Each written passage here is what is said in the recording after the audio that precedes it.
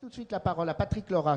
Il est ingénieur Veolia et on va parler de l'eau, bien évidemment. Ça concerne les habitantes et les habitants de la région au premier chef. Patrick, je vous passe la parole. Bien évidemment, ensuite, nous vous passerons le micro et nous allons parler de tout ce qu'on peut faire pour l'avenir concernant le climat. Merci.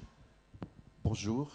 À la différence de tous les scientifiques qui m'ont précédé, je suis moi un praticien au cœur d'une question brûlante aujourd'hui en tout cas, dans notre région. Mon propos sera de parler de l'adaptation dans le domaine de l'eau au manque d'eau présumé des années qui vont venir. Alors je commencerai par faire le point sur cette sécheresse. On en parle beaucoup, on se dit qu'elle est très importante. Est-ce que ce n'est pas la mémoire qui nous fait défaut? On va voir ça. Avant de parler des conséquences de la sécheresse sur l'eau, le cycle de l'eau, le débit des cours d'eau et les ressources souterraines. Et enfin d'évoquer quelques pistes, quelques réflexions, assez modestement certes encore, sur les adaptations qui seront nécessaires. Alors je suis, dans le cadre de mes besoins professionnels, une station pluviométrique qui est à 40 km d'ici, à peu près au cœur du département du Var, la station du Luc. Bon, globalement, on pourrait prendre à peu près n'importe quelle station de la région et avoir des observations avec les mêmes conclusions. La ligne rouge, c'est la moyenne de la pluviométrie des 60 dernières années, donc qui est de 840 mm. À ce stade, mon graphique est assez peu lisible. Tout au plus voit-on un certain nombre de creux et un creux un petit peu plus important sur la fin, sans pouvoir le comparer au précédent. On voit aussi quand même qu'il y a eu des années plus sèches et je ne l'ai pas sur ce graphique, mais il y a en 1921 une année nettement plus sèche encore que toutes celles qui sont ici. 250 mm à Nice, c'est une barre qui serait encore plus basse, c'est 300 mm au Luc. Alors, pour essayer de le rendre lisible, on peut essayer de faire une moyenne mobile sur 20 ans. Alors là, on commence à voir se dessiner une tendance. Ce n'est pas une preuve du changement climatique, mais quand par ailleurs les climatologues nous disent que les scénarios vont tous vers moins 10, moins 20, moins 30% de pluviométrie sur la Méditerranée. On se dit qu'on est là à peu près à moins 20%, donc avec une certaine avance, je crois que ça a été dit hier, on constate, les constats que l'on fait reflètent ce que nous disent les prévisionnistes du climat. Donc voilà, petite parenthèse, pour fixer l'importance de cette pluviométrie par rapport à Paris, par exemple, vous voyez qu'elle est au-dessus et elle reste au-dessus. Par contre, il y a la variabilité. Alors ce graphique est un peu atypique, je ne vais pas rentrer dans le détail de sa construction. Ce qui est important, ce n'est pas la hauteur de la montagne, mais c'est les pentes bleues et les pentes oranges que j'ai surlignées. Les pentes qui montent sont les périodes où il pleuvait beaucoup, il pleuvait trop, plus que la moyenne en tout cas. Les pentes oranges sont les pentes où il pleut moins que la moyenne, où on parle de déficit. On avait connu l'avant-dernier déficit sur la droite dans les années 90, une période de sécheresse assez marquée. Les gens qui sont ici s'en rappellent certainement. C'est vrai, depuis quelques années, on se demande, mais alors, est-ce qu'on a dépassé l'ampleur de la crise de 1990 ? Ce schéma et des schémas que j'ai pu faire aussi sur Nice ou d'autres stations météorologiques montrent que oui, on a dépassé la durée et le déficit cumulé des années 90. Il se dit couramment ici qu'on a un an de déficit. Ce n'est pas un an, on est maintenant à 1,50 m de déficit cumulé, c'est-à-dire 2 années de déficit cumulé. En revanche, je voudrais le relativiser. Si on regarde la pente, là, les pentes, il y a eu des périodes où les pentes étaient plus fortes. La pente, c'est quand il pleut vraiment très peu, hein, donc c'est l'intensité de la sécheresse. Elle a été par période un peu plus intense que celle qu'on connaît depuis 5 ans. Et puis la relativiser aussi, parce qu'il y a 6 mois encore, eh bien, la sécheresse qu'on vit était du même ordre que celle de 1990. C'est là qu'on revient aux considérations des climatologues, qui nous disent qu'un record, un peu relatif qui plus est, ne constitue pas une tendance climatique en soi. Que dans le futur, les épisodes de sécheresse seront plutôt plus longs et plus accentués, mais ça ne veut pas dire que le climat que nous vivons depuis 5 ans va se poursuivre et va être la moyenne de demain. Nous aurons encore normalement des épisodes humides, des épisodes secs, plus longs, plus intenses. En tout cas, il faut s'y préparer. C'est-à-dire que la sécheresse qu'on vit aujourd'hui, elle est le reflet de quelque chose qui semble annoncé, qui se reproduira sans doute. Et peut-être, même si je n'ai pas l'autorisation des climatologues pour le dire, on sait quand même que l'Australie vit une période de souffrance assez intense aujourd'hui. Donc il y a des mauvaises surprises dans ce domaine, il faut en être conscient. On n'en est pas là encore. Je veux quand même là-dessus avoir un ton rassurant. Alors le problème, je vais parler maintenant un peu du cycle de l'eau. Mon propos n'était donc pas de parler de météorologie, mais des conséquences sur le cycle de l'eau. Bien évidemment, on pense d'abord aux rivières.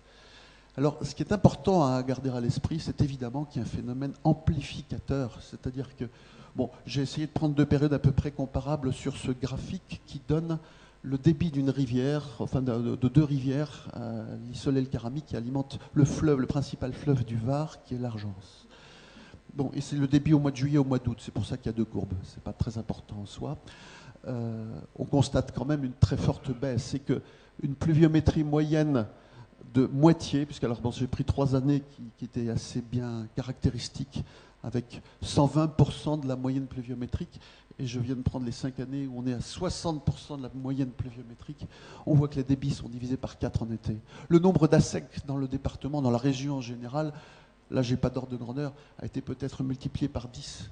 Les cours d'eau méditerranéens, c'est bien connu, ça sèche, et ça sèche beaucoup plus dès qu'il pleut un peu moins.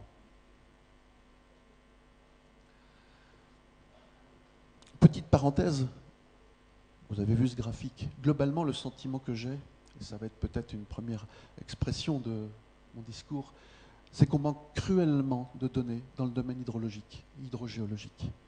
On manque cruellement de données. Celles qui existent sont sur des assez courtes périodes, sauf peut-être les grands fleuves. Celles qui existent n'ont pas forcément été rapprochées et homogénéisées comme en matière météorologique. C'est plus difficile à faire. Celles qui existent sont à une échelle géographique qui est trop grande, trop large par rapport aux besoins, parce que le climat, on a besoin de le connaître à une échelle régionale. L'eau, c'est local, c'est localement qu'on a besoin de l'eau. Et on n'a pas de connaissance locale sur le comportement de l'eau, ou peu. Et à la différence de la prévision climatique, on n'a pas aujourd'hui de prévision déterministe sur les comportements des cours d'eau et des ressources souterraines. Ressources souterraines, c'est encore bien pire. J'aurais dû dire, là, sur par exemple la rivière de l'Argence, ce principal fleuve du département, je crois qu'on a 4 stations de suivi de mesure de débit. Sur les nappes phréatiques que je peux suivre dans la région, je connais 4 ou 5 endroits seulement où on a des chroniques de suivi du niveau des nappes depuis 15-20 ans. Et encore, vous en voyez la forme. Je ne veux pas chercher trop à commenter le contenu même de la courbe que vous voyez, mais c'est dire la piètre qualité des données disponibles, sans faire bien sûr un travail important. Et c'est un appel effectivement à ce qu'il y ait de la connaissance qui soit investie dans ce domaine. Bon. Là, cette courbe quand même, si on la lit un peu pour se rassurer, on voit que dans les années 1990, c'est l'ombre noire. La nappe, c'est à côté de Draguignan, était descendue plus basse qu'elle n'est aujourd'hui. Encore que je n'ai pas les derniers mois.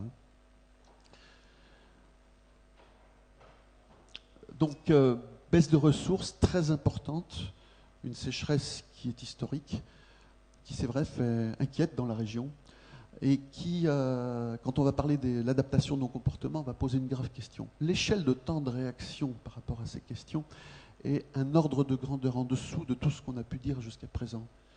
Quand on parle des prévisions climatiques, l'inconfort qu'on peut imaginer, on le situe dans des années 2030-2050, dans 30 à 50 ans. Quand on parle d'objectifs, on parle de 20 ans, j'ai appris ça aujourd'hui. Dans le domaine de l'eau, quand on est face à une vague de sécheresse dont on a dit que la variabilité peut nous l'amener demain, c'est peut-être celle d'aujourd'hui, l'échelle de temps de réaction est beaucoup plus courte, avec des conséquences très graves sur les milieux naturels, les activités et l'alimentation en eau.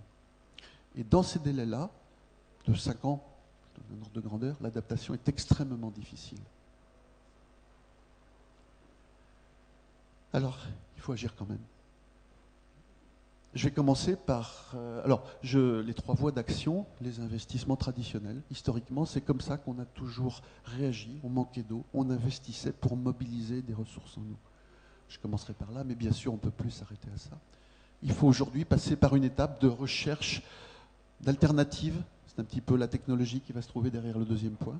Et le troisième point, qui est le changement des comportements. Évidemment, il n'y a pas de raison que le changement de comportement énergétique qu'il n'y ait pas également des changements de comportement dans le domaine de l'eau. Alors l'investissement. Là aussi, il faut être conscient d'une difficulté. Les ressources faciles, elles sont grosso modo modélisées. Mobilisées, pardon. Il y a quelques exceptions. Donc celles qu'il faudra mobiliser sont plus aléatoires, il fait plus sec en plus lointaines, donc plus chères, etc. Et c'est peut-être ce que j'ai écrit en dessous aussi, dans un contexte où il faudra savoir plus partager les ressources qu'hier. Et ça, on rentre dans des sujets difficiles. Chacun ne peut pas regarder midi à sa porte dans le partage des ressources, même si l'eau potable est, de par la loi, théoriquement prioritaire.